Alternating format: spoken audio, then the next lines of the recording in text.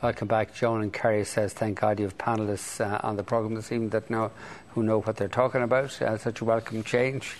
Somebody else says, Anya says, can we vote for these Americans tomorrow?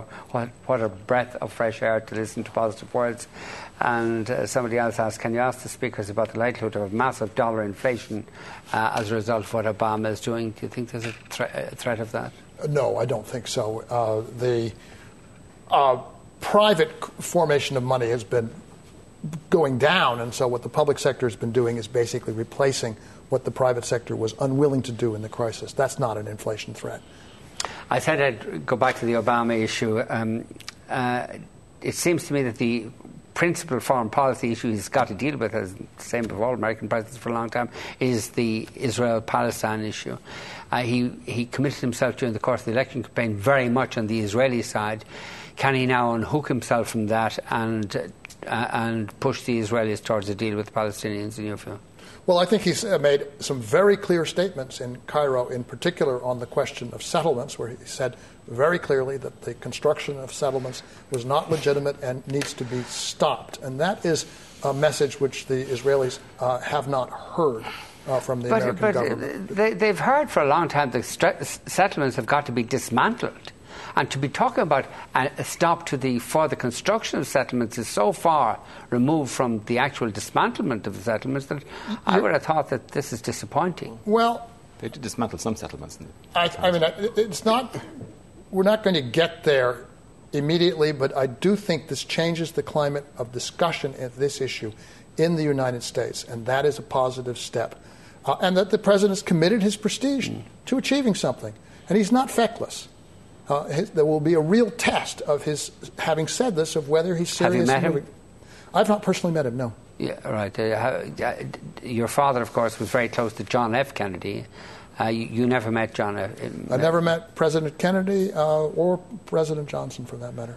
How about any of the other presidents? I have met President Clinton, for sure. Were you an advisor to him at any stage? I was at a number of meetings at the White House, but I did not work for the administration, no. Right, yeah.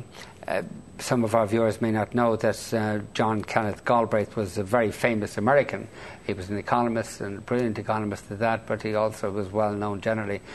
He became the ambassador to India, was appointed ambassador to India by John Kennedy in 1961, and was quite close to Kennedy, though why he sent him so far away to India, you sort of wonder. The reason for that was that in part that he wanted my father involved on foreign policy, in particular to be an effective independent voice on Southeast Asia and Vietnam. That played an important role in Kennedy's thinking on those issues.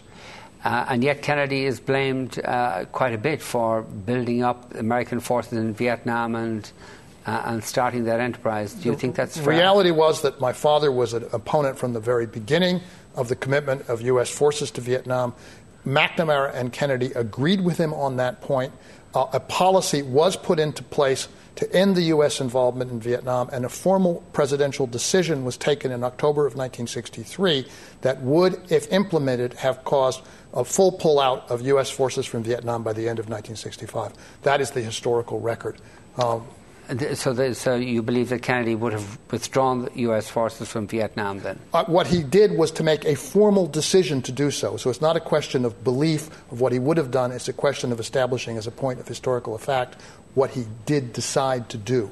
And it's clear that he did. We have all of the documents involved in the making of the decision, including the decision itself, and including actually tapes of Kennedy ordering that decision to be taken. So the record is now very firmly established, and the surviving participants, including Secretary McNamara, fully agree that that was in fact the decision that President Kennedy took. Right. I don't recall if your father ceased to be American ambassador in India after John F. Kennedy was assassinated. He came back in May of 1963. At their last meeting in October of 1963, Kennedy suggested that he might want to go to the Soviet Union in 1964.